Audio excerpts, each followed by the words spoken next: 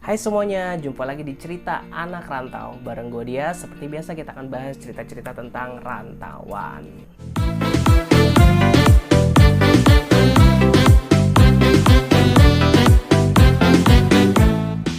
Di konten kali ini kita mau bahas sesuatu hal yang cukup menarik nih dan cukup penting bagi anak rantau, yaitu kosan. Nah, gue nggak akan sendirian untuk bahas topik kita kali ini, tapi gue akan ditemani oleh seseorang yang juga cukup membantu banyak waktu gue pertama kali dari Lampung gue ke Jakarta. Ya, namanya adalah Bang Coki. Nah, Bang Coki itu juga seorang anak rantauan, cuman ya bisa dibilang dia anak rantauan udah senior lah. Dia udah 20 tahun merantau dan dia juga cukup baik hati dan dia suka membantu teman-temannya untuk nyari kosan kalau teman-temannya baru datang dari daerah. Salah satu yang pernah dia bantu adalah gua waktu itu. Tanpa panjang cerita, langsung aja kita hubungi Bang Coki via Zoom dan kita akan ngobrol banyak banget topik-topik soal kosan. Jangan skip videonya ya sampai habis. Halo Bang Coki, apa kabar? Halo, kabar baik. Halo, Gimana Bang. dengan Abdias? Halo. Baik juga Bang, sudah lama tidak bersua kita Bang. Ya, betul sekali karena pandemik ini Bang. Abdias ya. Mau sharing-sharing sama sobat rantauan yang di luar sana nih Bang, tentang tips memilih ataupun mendapatkan kosan yang nyaman nih Bang. Nah, mungkin sebelum kita ke situ, Abang perkenalkan diri dulu nih Bang, sudah merantau dari tahun berapa, seperti apa coba Bang? Oke, nama saya Coki Alexander Siahaan dan kebetulan orang memanggil saya Coki. Saya dari kota Medan, itu pertama kali saya datang. Kebetulan juga saya datang ke Jakarta itu di tahun 2001. Jadi singkat cerita saya tinggal di rumah om tante saya, tapi itu cuma sebentar. Dan karena saya mau mandiri, jadi saya memutuskan untuk bekerja, dan setelah saya bekerja, saya memutuskan cari tempat tinggal sendiri. Bang, boleh dong sharing pengalaman pertama nih, kan pertamanya tinggal dari rumah saudara, terus tiba-tiba harus tinggal sendiri ngekos itu, waktu itu apa yang membuat abang tuh kok gue pengen ngekos nih gitu? Jadi cerita singkatnya adalah pertama kali saya tinggal di rumah saudara dan tidak begitu lama, saya akhirnya jadi full timer. Dan setelah itu saya tinggal di Pastori awal mulanya, kurang lebih satu tahun lebih. Nah setelah itu akhirnya saya dapat suatu kerjaan di mana di salah satu perbankan di pusat kota di Sudirman. Nah di situ saya bekerja, mau tidak mau saya harus cari kos, di mana alternatifnya itu satu yang menjadi pertimbangan sama saya, kalau saya ngekos, angkotnya itu harus 24 jam gitu. Ya, yang kedua adalah di tempat itu banyak makanan. Kalau makanan itu yang namanya anak kos kan kita mencari alternatif tempat makannya itu banyak dan murah. Karena kan anak kos itu kan mencari sesuatu makanan kalau bisa enak dan murah gitu loh. Dan akhirnya saya mencari lah itu kos gitu, di mana budgetnya nggak terlalu mahal. Dan saya menemukan gitu, di mana kos itu di daerah jadi perbatasan antara Jurangmangu dan Bintaro. Kenapa sih saya mencari alternatif di situ, sedangkan saya kerjanya di Sudirman. Sahabat rantau perlu ketahui gitu loh. Kalau saya nyari kos dekat Sudirman, waktu itu pasarannya sekitar 700 sampai 800. Itu di sekitar tahun 2002-2003. Jadi sahabat rantau itu perlu ketahui gitu loh, bahwasanya kalau misalnya waktu itu gaji saya belum mencukupi gitu. Dan itu pertama kali saya ngekos itu harganya 300.000. Dan itu pun kalau kita lihat di Sudirman dengan harga segitu, dia paling di pelosok gitu, di pedalaman gitu kan. Sahabat rantau bisa lihat perbandingan harga kos gitu, dimana kita harus pintar-pintar mencari kos gitu. Karena bagi saya kerja di Sudirman, ternyata angkot ke situ 24 jam, berarti saya bisa mengirit biaya yang saya butuhkan gitu, sesuai dengan berapa sih pendapatan saya sebulan gitu loh.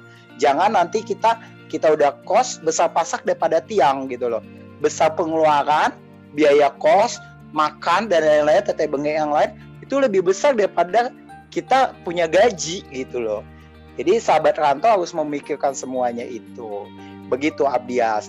Itu pertama kali saya ngekos. Sahabat rantau, kalau misalnya kalian mau cari yang namanya kos atau tempat kalian ngontrak, kalian harus tahu beberapa hal gitu. Yang pertama, yang tadi saya jelasin juga kan, bagi saya itu tempat itu ada angkot nggak 24 jam. Tapi setelah saya tinggal sama adik saya, dia sewa rumah, itu kan saya udah diberikan motor dari kantor untuk bisa dibawa pulang. Karena saya punya motor, jadi saya cari yang kemampuan saya ada gitu loh. Jadi di samping punya angkot 24 jam, takutnya saya motornya atau gimana. Yang kedua, anak rantau itu perlu perhatikan yang tadi saya bilang, banyak tempat makan gitu. Udah gitu sahabat rantau juga harus mengetahui wilayah itu banjir apa enggak gitu. Jadi kalau misalnya sahabat rantau pilih kos atau tempat kontrakan, sahabat rantau harus lihat dulu sekitarnya itu ada kali, ada sungai, atau kalian bisa tanya sekitarnya situ, tapi jangan hanya tetangga yang kalian tanya, tapi agak jauh dari situ kalian tanya, apakah lokasi ini itu banjir gitu. Karena sahabat rantau nggak mau kan tiba-tiba sahabat rantau pulang sekolah ikatan dinas atau kuliah kalian apapun itu, atau kalian bekerja, itu nggak mungkin dong kalian udah capek pulang dari kampus, pulang dari sekolah, pulang dari kerja, tiba-tiba kosan kalian atau rumah kalian banjir gitu. Betul kan Abdias gitu kan. Menurut Abdias sendiri, kalau Abdias pulang kampus atau pulang kerja, kamar Abdias banjir, PR banget nggak itu buat Abdias? Menurut Abdias PR kan. Bang. Jadi sahabat rantau itu, saya balik lagi ke kantor, Bang. Iya, betul sekali. Gitu juga sahabat rantau gitu kan. Apalagi sahabat rantau tidak memiliki keluarga di sini. Itu merupakan PR banget loh, sahabat rantau gitu. Itu kalian harus tahu tempat itu, lokasi itu banjir apa tidak gitu. Selain yang tadi 3 itu gitu loh. Banyak angkot, makanan banyak, udah gitu kosannya murah gitu. Dan yang keempat adalah kalian perhitungkan itu banjir atau enggak. Itu sangat-sangat penting sekali. Kalau misalnya kalian nggak paham lokasi itu, dan kalau misalnya kalian nggak ngerti soal mencari kos, mungkin kalian bisa menghubungi teman-teman kalian yang mengerti gitu. Bahkan kalau saya tahu sahabat rantau, saya akan memberitahu Anda bisa kontak akunnya Abdias.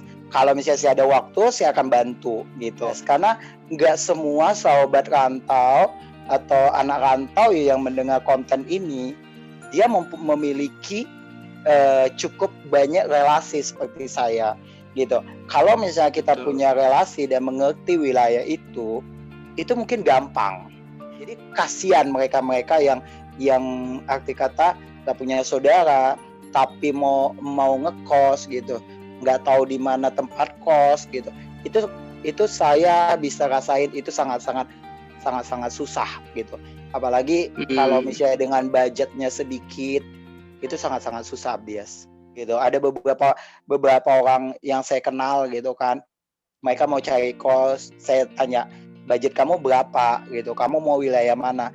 Jadi kadang saya bertanya seperti itu, dan saya bilang gitu, kalau dengan budget kamu segitu dan minta di wilayah itu nggak akan mungkin bisa gitu. Makanya saya harus tahu dulu kepada sahabat rantau gitu loh, budget kalian berapa dan mau di tempat mana. Kalau misalnya budget kalian bisa, itu mungkin saya bisa bantu untuk bantu tempatnya gitu. Sama seperti Abdias pertama kali datang dan saya tanya gitu, Abdias punya budget berapa gitu. Kalau emang Abdias punya budgetnya sekian dan mau di wilayah ini, kalau misalnya saya tahu dan kebetulan waktu itu Abdias bilang, oh ya Bang, saya punya budget segini, ada budget segini kayak gini gitu kan.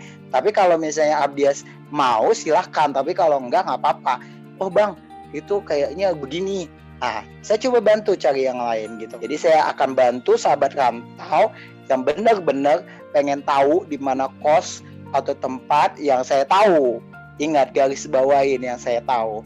Tapi kalau lokasi itu nggak saya tahu, maaf, saya mungkin nggak akan bisa bantu. Tapi kalau saya tahu wilayah itu, mungkin saya akan bantu. Itu siap, Dias dan sahabat rantau.